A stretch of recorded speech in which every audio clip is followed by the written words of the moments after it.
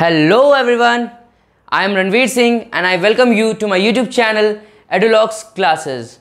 So in today's class we are going to study about the earth in the solar system. In the last class we studied about the origin and evolution of the earth, the universe and the solar system, the whole galaxy. But today we are going to study about the earth in the solar system, and in that we will also study about the basics of latitudes and longitude. Today's topics are we are going to study about the full moon, new moon, celestial bodies, constellation, what is pole stars, how we locate pole stars, Earth's twin, satellites, Milky Way, evidences of Earth's sphericity. Okay guys, so without just wasting any more time, let's start with today's session. सबसे पहला topic हमारा इसमें आया है full moon. तो what is full moon? हम देखते हैं कि हमें एक मंथ में हमें एक दिन ऐसा आता है जिस दिन चांद पूरा हमें अपने पूरे शेप में दिखता है. पूरे shape it means in full circular shape. तो उस दिन हम वो कहेंगे फुल मून. ठीक है. उसी के एक फोर्टनाइट बाद हम क्या देखते हैं कि चांद दिखता ही नहीं है. उस दिन जो चांद है वो दिखता नहीं है, उसे हम कहते हैं न्यू मून, जिसमें चांद विजिबल नहीं होता है. ठीक है. ये हो गया full. What is full moon and what is new moon. छोटे छोटे टॉपिक्स है, बस एक दो लाइन के हैं, मैं इसलिए समझा रहा हूँ, आगे बढ़ता जा रहा हूँ. Celestial bodies. तो सेलेस्टियल बॉडीज़ क्या है? तो वो हर सन मून या जो भी स्टार्स जो नाइट स्काई में खुद ब्राइट करते हैं, मतलब जो उनके पास खुद की मतलब शाइन करने की ये रहती है, जो ग्लो करने का, जैसे इनके सन भी ग्लो करता है, मून भी रात में ग्लो करता है, स्टार्स भी ट्विंकल करते हैं. तो वो हो गए हमारे सेलेस्टियल बॉडीज़. चौथा आता है हमारा कॉन्स्टलेशन. सबसे इजी एग्जांपल अगर मैं इसकी अगर दूं तो हम सब सप्तऋषि के बारे में जानते हैं. सप्तऋषि क्या होता है? The 7 stars shape in kind of question mark we used to see. ठीक है. तो जो कॉन्स्टलेशन होता है, जो बंच ऑफ स्टार्स जब कोई एक पर्टिकुलर शेप बनाते हैं, जैसे उर्सा माइनर, बियर शेप, ठीक है, बिग बियर, तो ऐसा शेप्स बनता है जो उसे हम जो स्टार्स शेप्स बनाते हैं आसमान में नाइट में, उसे हम कहते हैं कॉन्स्टेलेशन. ठीक है. पोल स्टार्स क्या होता है? पोल स्टार्स आज से एंशिएंट टाइम जब हमारे पास कंपास नहीं थी, तो जो हमारे सेलर्स होते थे वो पोल स्टार्स के थ्रू ही नॉर्थ डायरेक्शन और किसी भी डायरेक्शन को जज करते थे. पोल स्टार जो होता है वो नॉर्थ डायरेक्शन को शो करता है. पोल स्टार को हम कैसे लोकेट करते हैं? तो जैसा कि मैंने आपको यहाँ पर बताया कि कॉन्स्टेलेशन क्या होता है, तो हम एक सप्तऋषि के बारे में जानते हैं. तो सप्तऋषि समथिंग लाइक दिस. ठीक है. तो ये जो 7 डॉट्स हैं सप्तऋषि, इनसे ये यहाँ इस अगर हम इन्हें देखें और इस डायरेक्शन से अगर नॉर्थवर्ड में एक स्टार ऐसा होता है जो बहुत ज़्यादा ग्लो करता है नॉर्थ साइड में, इनके आगे, मतलब जैसे अगर हम यहाँ देख रहे हैं तो इसके आगे साइड में इस पर्टिकुलर लोकेशन से एकदम स्ट्रेट में एक स्टार ऐसा होता है जो बहुत ग्लो करता है, वो हमारा पोल स्टार होता है. वो नॉर्थ को से दिखाता है कि वो उधर नॉर्थ पॉइंट है. तो हमारे एंशिएंट टाइम से ही इस पोल स्टार को यूज़ किया जाता था ताकि हम डायरेक्शन को खोज सके, जान सके. मिल्की वे, ऑब्वियसली हमारी गैलेक्सी मिल्की वे गैलेक्सी जो है, जिसमें काफ़ी प्लैनेट्स है, 8 प्लैनेट्स है. हमारा मिल्की वे जो है, इसे नाम दिया गया था, माना जाता है कि एंशिएंट टाइम से ही कि एक आकाश गंगा भी इसे कहा जाता है हिंदी में. तो एंशिएंट टाइम से माना जाता है कि ये इस गंगा इसलिए नाम दिया गया कि ये रिवर फ्लो है स्टार्स का, तो इसे आकाश गंगा का नाम दिया गया. ठीक है. तो ये हमारा हो गया एक पर्टिकुलर पॉइंट्स. ठीक है. कि एक छोटा सा एक पॉइंट हमारा बच गया अर्थ ट्विन्स. तो अर्थ ट्विन मैंने आपको लास्ट क्लास में बताया किसे कहते हैं? वेनस को. गाइस, वेनस जो है वो अर्थ ट्विन कहा जाता है क्योंकि उसका जो बॉडी मास, कलर, ये सब बहुत हद तक सिमिलर रहता था, इसलिए इसे वेनस को अर्थ का ट्विन कहा जाता है. बट अभी भी मैं फिर से यही बात रिपीट कर रहा हूँ कि वो एक लाइफ सस्टेनिंग वहाँ पे सिचुएशन नहीं है, वो लाइफ सस्टेन नहीं कर सकता है. सैटेलाइट, तो हम 2 सैटेलाइट के बारे में आपको बताएंगे. एक होगा ह्यूमन मेड सैटेलाइट्स.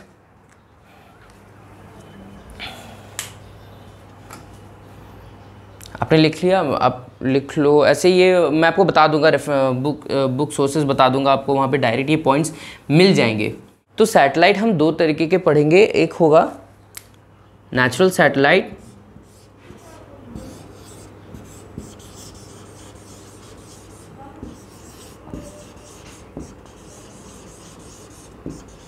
एक और होगा ह्यूमन मेड सैटेलाइट्स।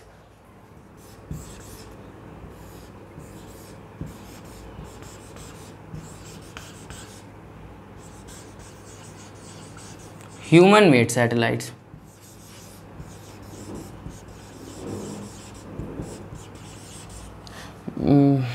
ठीक है।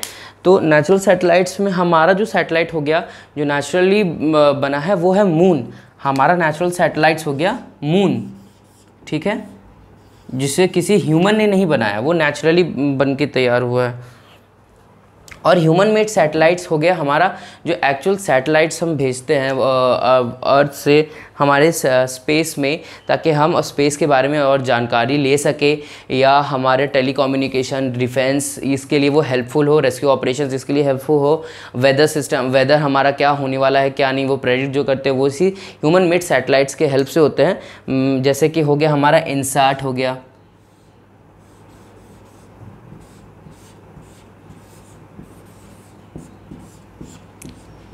IRS हो गया, एट्सेट्रा। आप ये दोनों के बारे में पढ़ लें, मैं आपको लास्ट में इस दोनों के बारे में बताऊंगा, इनसैट और IRS, और भी काफ़ी हैं, बट इनके बारे में मंगलयान जैसा हमारा था वो भी हमारा सैटेलाइट था, ठीक है। अब हम पढ़ेंगे एविडेंसेस ऑफ अर्थ स्पेयरसिटी। तो let's move further on. So guys, अब हम पढ़ेंगे about evidences of earth sphericity. मतलब सबसे पहले मैं आपको बताऊं कि अर्थ का जो शेप है वो जियोइड है, GEOID। It means earth like structure. Earth जो है ये, इसमें इसका जो ये है शेप वो नॉर्थ और साउथ पोल से थोड़ा फ्लैटेंड है, और ये परफेक्टली गोल नहीं है, वो स्पेयर शेप में है। तो इसके काफ़ी एविडेंसेस आए। अब हम पढ़ेंगे कि क्या क्या एविडेंसेस थे जो बता रहे थे कि जो अर्थ है वो स्पेयर है। तो सबसे पहला आता है सरकम नेविगेशन ऑफ अर्थ। इसके अकॉर्डिंग, मतलब ये एकदम पुराने टाइम से मैं शुरू कर रहा हूँ, तो सरकम नेविगेशन ऑफ अर्थ में कहा गया था, जो पहले सेलर्स होते थे वो सोचते थे कि हम अगर इस जगह पे सेल कर रहे हैं तो हम ज़्यादा दूर करेंगे, अगर अर्थ के लास्ट में जाएंगे तो वहाँ से हम सिंक कर जाएंगे, ठीक है। तो अर्थ अगर वो ये सोचते थे कि अर्थ तो है रेक्टेंगल टाइप शेप, ऐसा कुछ शेप है अर्थ का, तो अगर हम इसके एंड तक जाएंगे तो वहाँ से सिंक कर जाएंगे। बट जब एक सेलर ने यहाँ पे एक पूरा राउंड लगाया तो उन्हें पता चला कि अर्थ जो है वो नहीं है वैसा। अर्थ जो अगर हम कहीं एक जगह से स्टार्ट कर रहे हैं तो घूम के फिर वहीं आ जा रहे हैं, ठीक है। ये हो गया सरकम नेविगेशन ऑफ अर्थ। इसके अकॉर्डिंग ये पता चल गया कि अर्थ रेक्टेंगल नहीं। तो ये जो शिप पहला बार जो लेके गया था वो 1519 से 1532 के बीच में था, ठीक है। और एक ये फर्डिनेंड मैगेलन थे, उन्होंने ये प्रूव कर दिया था कि अर्थ जो है वो इस शेप में नहीं, एक सर्कुलर शेप में। उस टाइम वो सर्कुलर मानते थे, पर उसके बाद फिर एक आया, ये थ्योरी के अकॉर्डिंग क्या था कि सर्कुलर हॉरिजॉन, ठीक है। इसमें कहा जा रहा था, इसमें माना, उस टाइम माना ऐसा जाता था कि अब इनका कहना था कि अगर ये अर्थ है और अगर हम इस हाइट से इसे देखते हैं, ठीक है, तो हमें अगर यहाँ से यहाँ दोनों सेम दिखेगा, अगर हम इस हाइट से भी देखते हैं तो भी हमें यहीं तक दिखेगा, ठीक है, इससे आगे तो कुछ दिखेगा नहीं, ऐसा उनका सोचना था। बट उस टाइम फिर ये प्रूव हुआ, कुछ साइंटिस्ट ने ये उस टाइम, मतलब कुछ लोगों ने ये प्रूव किया कि जैसे ये अर्थ है, ये अर्थ है, ठीक है, मतलब ये अर्थ का कुछ पार्ट हम लेके बता रहे हैं आपको। अगर हम इस हाइट से देख रहे हैं तो हमें मानिए यहाँ तक का दिख रहा है, कुछ इस हाइट से देख रहे हैं तो फिर हमें यहाँ तक का दिख रहा है, फिर कुछ इस हाइट से देख रहे हैं तो हमें यहाँ से यहाँ तक का दिख रहा है, ठीक है। तो इससे ये प्रूव हो गया कि अर्थ जो है इस शेप में नहीं, वो बिट सर्कुलर शेप में है। इसीलिए हम जैसे अपना हॉरिजॉन बढ़ा रहे हैं, जब जैसे अपना हाइट बढ़ा रहे हैं, अर्थ का हमें और पार्ट दिखता जा रहा है, ठीक है। अब है शिप्स विजिबिलिटी। अब कभी ट्रैवल करोगे कभी शिप्स पे, तो आप देखोगे, या आप समुद्र के मतलब बीच पे भी अगर खड़े हो तो अब मानिए ये बीच है, ठीक है, आप यहाँ खड़े हो, यहाँ आप खड़े हो, आप देख रहे हो कि यहाँ इधर से समुद्र की तरफ शिप जा रहा है। एक टाइम ऐसा आएगा कि शिप यहाँ पे विजिबल ही नहीं होगा। तो ऐसा क्यों? अगर मानिए तो इससे ये प्रूव हुआ कि अर्थ जो है वो सर्कुलर है, क्योंकि अगर यहाँ से पहले हमें शिप जो है यहाँ से पूरा यहाँ दिखा, यहाँ पे भी पूरा दिखा, बट यहाँ से वो हमें दिखना कम हो गया, यहाँ से अब हम यहाँ खड़े हैं, अब यहाँ से हमें ये बिल्कुल भी नहीं दिख रहा। इसका मतलब अर्थ स्फेयर है, ठीक है, सर्कुलर। उस टाइम सर्कुलर ये मान लिया गया था, ठीक है, शिप विजिबिलिटी के रूल के अकॉर्डिंग। तो अब हम आगे और पॉइंट्स जो हैं एविडेंसेस ऑफ अर्थ स्पेसिटी के वो देखेंगे। तो यहाँ आता है पहला लूनर इक्लिप्स, चंद्र ग्रहण। तो हम जैसा कि देखते हैं कि अगर अर्थ ऐसा होता, मानिए अगर अर्थ ऐसा होता, ठीक है, तो जो मून है उसके ऊपर कभी भी जो ग्रहण पड़ता वो गोल नहीं पड़ता, स्फेयर नहीं पड़ता। बट जब साइंटिस्ट लोगों ने देखा कि ये जो इस पर इक्लिप्स पड़ता है वो एक ऐसा ही ऑब्जेक्ट से पड़ सकता है जो कि सर्कुलर या स्फेयर हो, तो इससे ये प्रूव हुआ कि चंद्र ग्रहण के ऊपर जो हमारा शेप बन जाता है ग्रहण से, तो वो कोई सर्कुलर ही चीज़ बना सकती है। तो इससे एज्यूम कर लिया गया कि अर्थ का जो शेप है वो सर्कुलर है। फिर है एरियल फोटोग्राफ। हम सैटेलाइट से जब अपनी अर्थ की फ़ोटोज़ खींचते हैं तो अर्थ कभी भी ऐसा फ़ोटो नहीं भेजता है, वो हमें या तो अर्थ का ऐसा गोल ही फ़ोटो भेजता है। तो इससे ये प्रूव हो गया कि अर्थ जो है ऐसा नहीं, इस शेप में ही आता है, सर्कुलर, स्फेयर। फिर प्लैनेटरी बॉडीज़ आर स्फेरिकल। अब जैसा कि साइंटिस्ट लोगों ने खोज करना शुरू कर दिया कि बाकी की प्लैनेट्स कैसी होती हैं, तो जब सैटेलाइट से उनकी तस्वीरें ली गई, जब लोग मून पे जाने लग गए, तो उन्होंने ये देखा कि जो बाकी के भी प्लैनेट्स हैं वो बाकी के जो प्लैनेट्स हैं वो काइंड ऑफ स्फेरिकल, सर्कुलर इस काइंड है, ठीक है। तो इससे ये एज्यूम किया गया अगर ये ऐसे है तो अर्थ भी सेम काइंड ऑफ शेप, सब सेम शेप का होगा, ठीक है। हमारा ये नेक्स्ट पॉइंट है सनराइज एंड सनसेट, और जो 7th पॉइंट है वो driving poles on level ground on a curved earth. ये लास्ट 2 पॉइंट है जो मतलब अर्थ को का शेप स्फेयर जो है वो बताता है। तो सनराइज एंड सनसेट से हम क्या समझते हैं? अगर अर्थ का शेप ये होता तो सन अगर आता तो ये एक बार में पूरे अर्थ पे लाइट डालता, बट सनसेट में भी यही होता, एक टाइम पे सनसेट सबका होता, एक टाइम पे सनराइज़ भी सबका होता। बट अर्थ पे क्या होता है,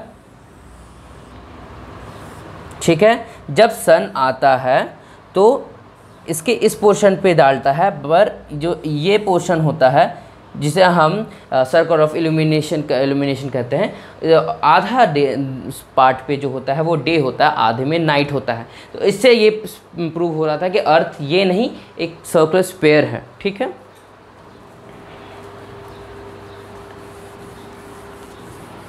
और ड्राइविंग, ये वाला जो पॉइंट है, driving poles on level ground on a curved earth, ठीक है। तो इसमें ये कहा गया कि मानिए ये अंटार्कटिका है, यहाँ पे एक इस लेवल का पोल किया गया, एक सेम लेवल का पोल हम इस जगह पे कर दिए, सेम जितना इसका हाइट है उतना ही हाइट का पोल यहाँ रख दिए और उतना ही हाइट का पोल यहाँ रख दिए, ठीक है। तो पहला तो ये हम ये क्या देखें हम, ये तीनों इक्वल नहीं थे, ये तीनों इक्वल नहीं थे, ये पॉइंट और ये जितना है उतना ही ये है, तो ये दोनों तो मैच कर गया, पर ये जो है ऊपर चला गया। इसका मतलब ये क्या हो रहा है कि it's not a rectangular shape, it's a kind of circular. और ये जितना हम इधर करते जाएंगे उतना ये अनइक्वल होता जाएगा। इससे ये पता चल गया कि अर्थ का जो है वो स्फेयर है, वो अर्थ स्क्वायर नहीं है। तो अब हम आगे बढ़ेंगे to the next point. We are going to study about the basics of latitude and longitude. देखिए फ्रेंड्स, जो लैटिट्यूड और हमें अगर कोई भी जगह का एक्यूरेट लोकेशन करना है तो उसके लैटिट्यूड्स और लॉन्गिट्यूड्स ही मेन रोल प्ले करते हैं। किसी भी एरिया को अर्थ में मान के चलते हैं, हमें ये जगह जानना है तो लैटिट्यूड्स और लॉन्गिट्यूड्स कहाँ होंगे तो तभी हमें ये पता चलेगा। तो नाउ लेट्स स्टार्ट। तो अब हम पढ़ेंगे अबाउट लैटिट्यूड्स एंड लॉन्गिट्यूड्स।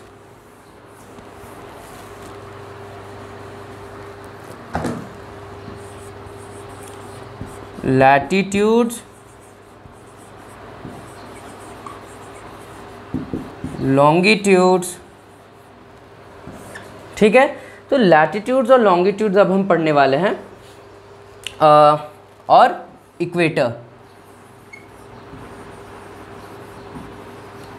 तो लैटिट्यूड्स जो होता है, अब मैं आपको तुरंत बता देता हूँ कि लैटिट्यूड्स हम इन लाइंस को कहते हैं which is parallel to the equator. Equator के जो पैरेलल जाएंगे, ठीक है, पैरेलल इंपॉर्टेंट पैरेलल लाइंस, ठीक है।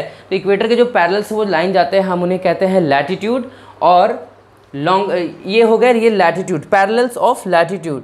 तो हमारा लैटिट्यूड हर एक डिग्री पे होता है, बट 4 सबसे इंपॉर्टेंट लैटिट्यूड होते हैं, ठीक है। ये हमारा हो गया ट्रॉपिक ऑफ कैंसर,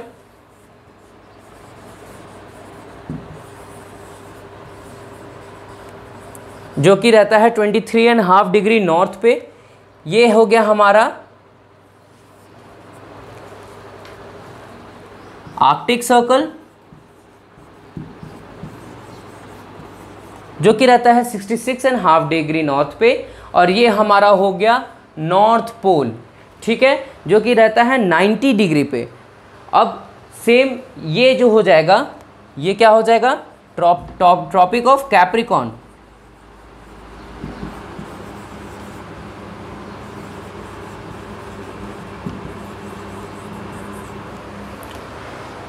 ये जो हो जाएगा वो हो जाएगा एंटार्क्टिक सर्कल।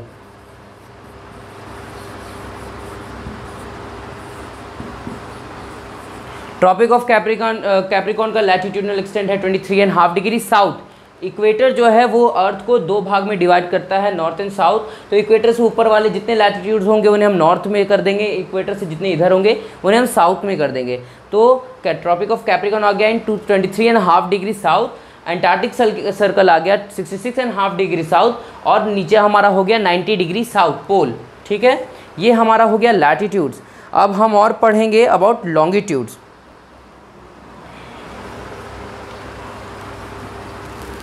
ये 4 इंपॉर्टेंट लैटिट्यूड्स थे, इसके बारे में आपको जानना ज़रूरी था, इसलिए मैंने आपको बस ये चारों के बारे में ही बताया। अभी जब हम स्टैंडर्ड टाइम मेरिडियन पढ़ेंगे, बताऊंगा अभी थोड़ी देर में, तो आपको उसके बारे में भी फर्दर डिटेल्स दूंगा।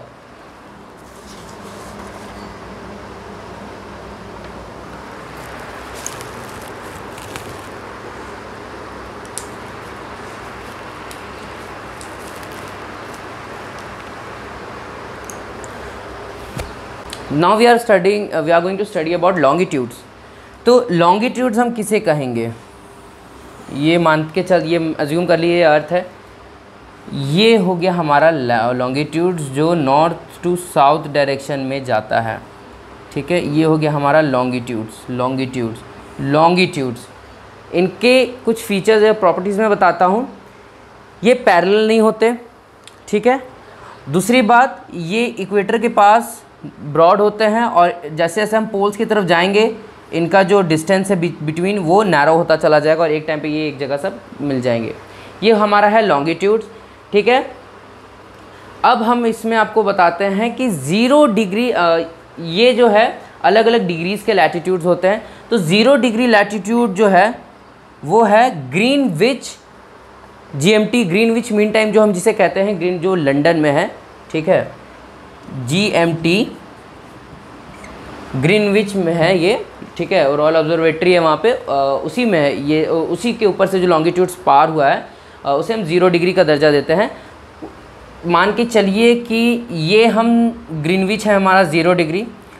अब ये जो है ईस्ट और वेस्ट में, जैसे लैटिट्यूड इक्वेटर नॉर्थ और साउथ में डिवाइड कर रहा था, ये 0 डिग्री जो है वो ईस्ट और वेस्ट में डिवाइड करती है, ठीक है।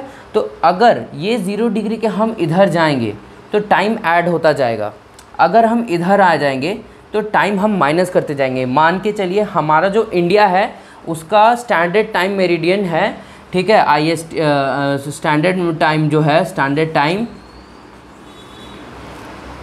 इंडियन स्टैंडर्ड टाइम,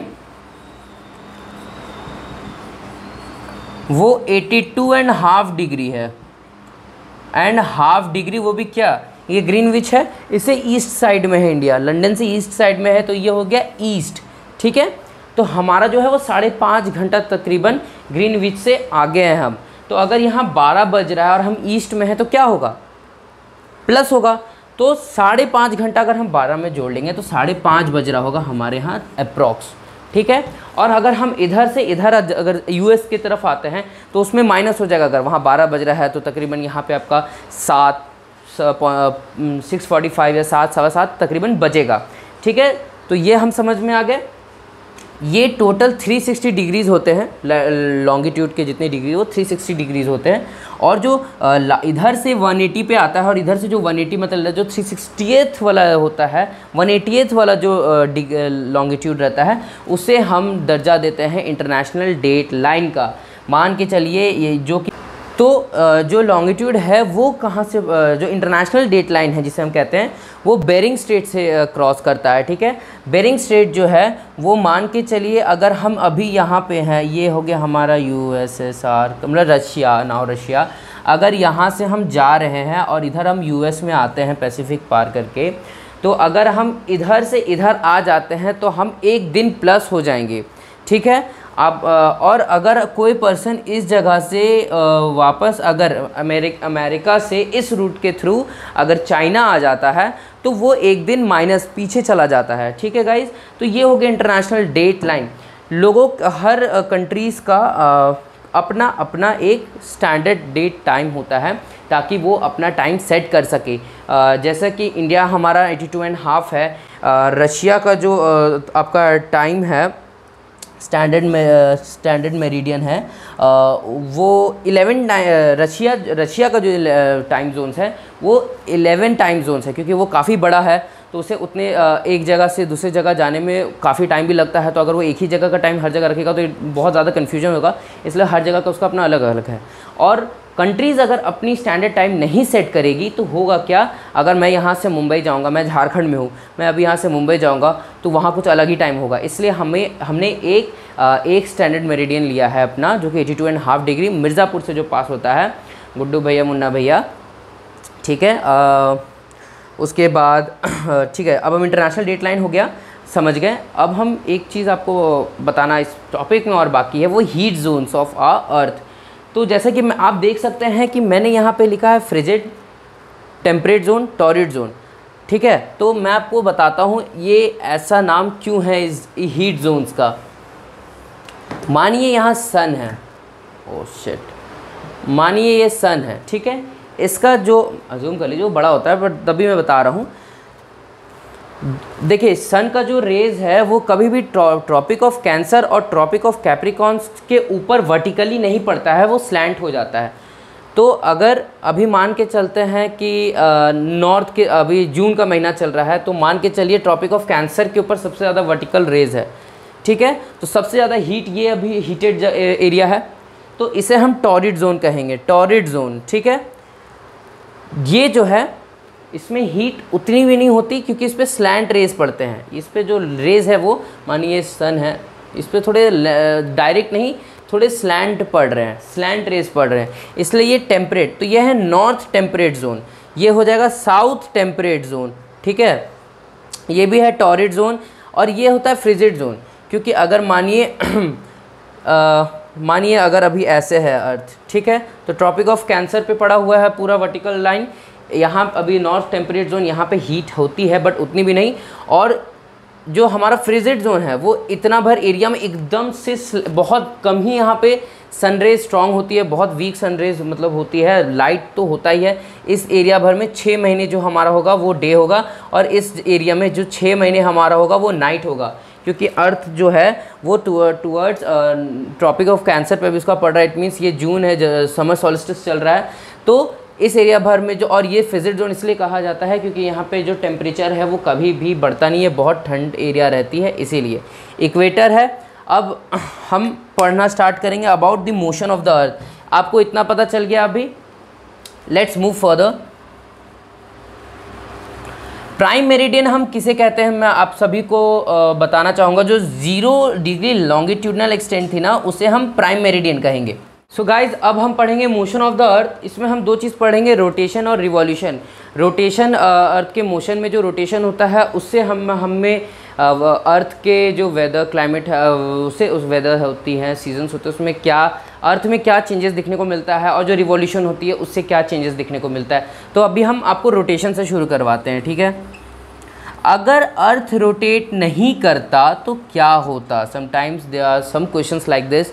तो अगर अर्थ रोटेट नहीं करता तो सिर्फ एक मान के चलिए ये अर्थ है, अर्थ रोटेट इट मीन्स कि अर्थ, ये अर्थ है, ठीक है, ये ऐसे अपने में ही, मतलब जो हम डे नाइट देखते हैं तो वो अर्थ ऐसे घूमता है, तो ये अगर घूमेगा नहीं ऐसे, ठीक है, तो जो अर्थ है मानिए ये नहीं घूम रहा है तो इधर से सन रेज पड़ रही है तो इधर हमेशा डे रह जाएगा, इधर हमेशा नाइट रह जाएगा। तो एक पार्ट जो है वो हमेशा डे देखेगा, एक पार्ट हमेशा नाइट, और उसमें कोई चेंज नहीं आएगी। बट अगर जब अर्थ रोटेट करता है, अर्थ क्या एक एक्सिस होता है जो वो अपने ऑर्बिटल एरिया में 66.5 डिग्री पे बनाता है, ठीक है।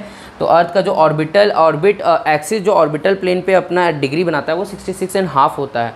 अर्थ जब वेस्ट टू ईस्ट रोटेट करता है लाइक दिस, ठीक है, तभी हमें जापान को हम कहते हैं राइजिंग लैंड ऑफ अर्थ, वहाँ सबसे पहला देखा जाता है हमारा सन। तो ये हमारा अर्थ रोटेट कर रहा है, तो क्या हो रहा है कि जब ये रोटेट करता है, मानिए इधर सन है, अभी यहाँ पे डे पड़ रहा है, अब धीरे धीरे ये रोटेट करेगा तो इधर का पोर्शन जो है वो इधर तरफ आएगा और फिर इसमें भी हमें डे देखने को मिलेगा, और इधर का जो पोर्शन है जब ये पीछे चला जाएगा तो ये पोर्शन में फिर नाइट हो जाएगा। तो रोटेशन से हमें डे और नाइट देखने को मिलता है। अगर रोटेशन नहीं होगा तो डे का डे एक पोर्शन पे और नाइट का नाइट एक पोर्शन पे हो जाएगा, ठीक है। अब हम आते हैं about in the revolution. Revolution में क्या होता है?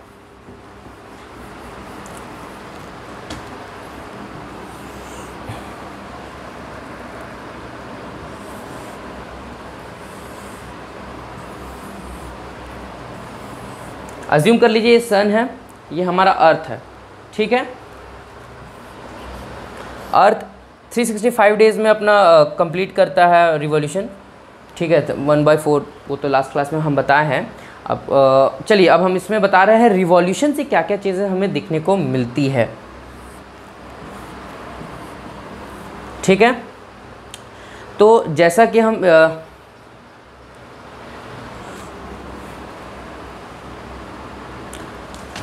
इनका डिस्टेंस जो है वो कम है, इनका डिस्टेंस ज़्यादा है, ठीक है। चलिए तो अब हम बताते हैं जब अर्थ यहाँ देखिए, ये हो गया हमारा ट्रॉपिक ऑफ कैंसर, ये हो गया इक्वेटर, ये हो गया ट्रॉपिक ऑफ कैप्रिकॉर्न, ये हो गया आर्कटिक और ये हो गया एंटार्क्टिक। तो अभी ट्रॉपिक ऑफ कैंसर में यहाँ हमें ट्रॉपिक ऑफ कैंसर पे डायरेक्ट सनरेज दिखने को मिल रही है। इट मीन्स यहाँ पे जो है गर्मी का मौसम है। इंडिया भी ट्रॉपिक ऑफ कैंसर इंडिया से भी पार होता है, तो इंडिया में भी गर्मी, जैसे कि इट मीन्स अभी हमारा पोजीशन यहाँ है, ठीक है।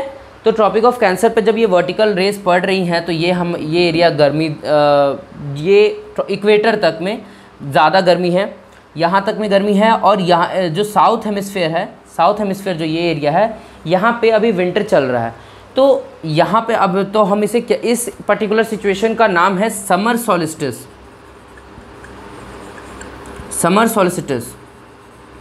ठीक है।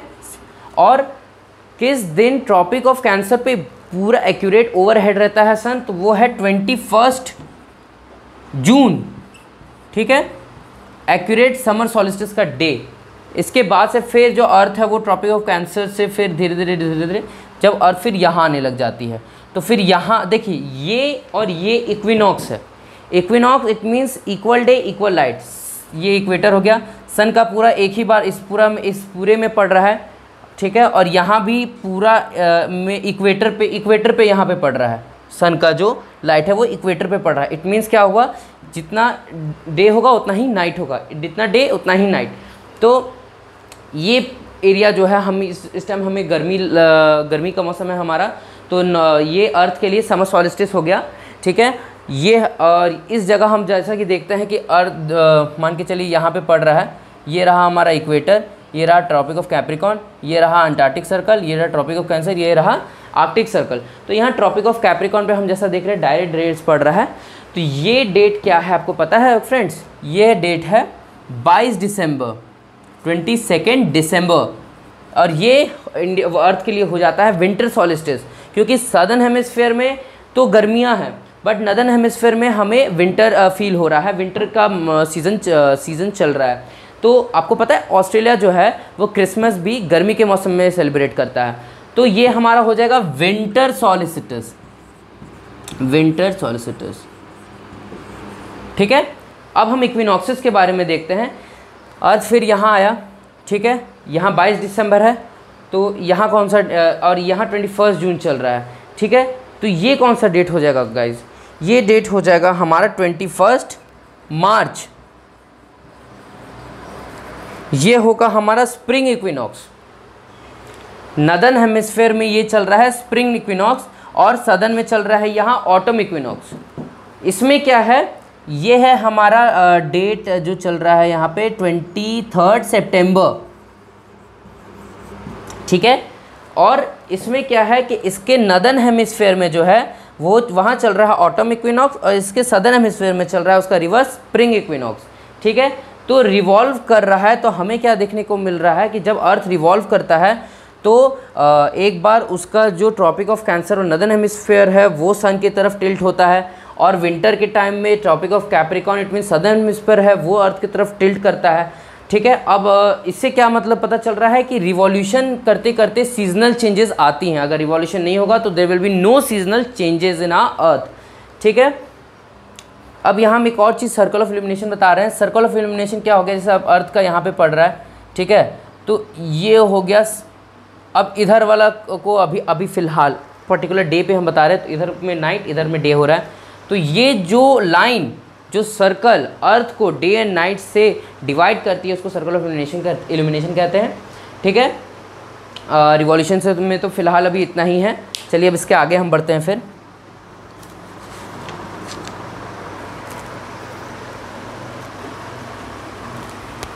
एक छोटा सा टॉपिक है डाउन एंड ट्वाइलाइट। तो आप सभी ने वो मूवी तो देखी ही होगी, one of my favourite Twilight sagas, dawn of dawn.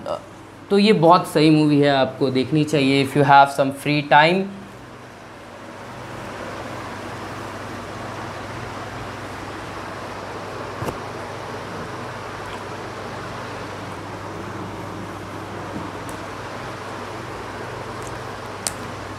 तो अब हम पढ़ेंगे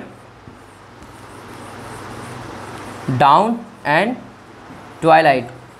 तो गाइज़ आप बताओ, आप तो मेरे वॉइस को रिलेटेड कोई प्रॉब्लम नहीं हो रही है। बोया का न्यू माइक आ चुका है, सो ऐसे आने वाला कल था बट अर्ली डिलीवरी हो गई, 3 दिन के अंदर में ही डिलीवरी हो गई। तो डाउन एंड ट्वाइलाइट क्या होता है, चलिए हम स्टार्ट करते हैं। डाउन हम कहते हैं जब सनराइज़ हो रहा हो अर्थ पे, मानिए यहाँ अभी इस इतना ही पोर्शन में सनराइज़ स्टार्ट हुआ है और इधर अभी होना बाकी है। तो सनराइज़ से फुल लाइट के बीच का जो डिस्टेंस होता है मतलब टाइम होता है उसे हम डाउन कहते हैं, और सनसेट से फुल डार्कनेस के बीच का जो टाइम होता है उसे हम ट्वाइलाइट कहते हैं। तो जब इक्विनॉक्स होता है तो इक्वेटर पे जो होता है वो डायरेक्ट होता है हमारा, ठीक है।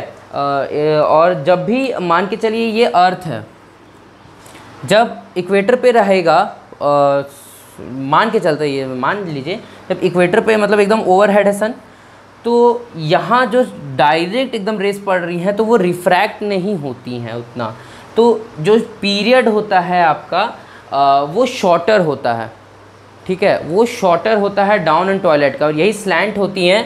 तो जो पीरियड और डाउन और ट्वाइलाइट का होता है वो लॉन्गर होता है। इसलिए आप जब देखोगे कि जब गर्मी का मौसम रहता है तो शाम काफ़ी देर तक होती है, यही मार्च में आप देखोगे क्योंकि 5 बजा 6 साढ़े 6 तक शाम तुरंत शाम ख़त्म हो जाती है।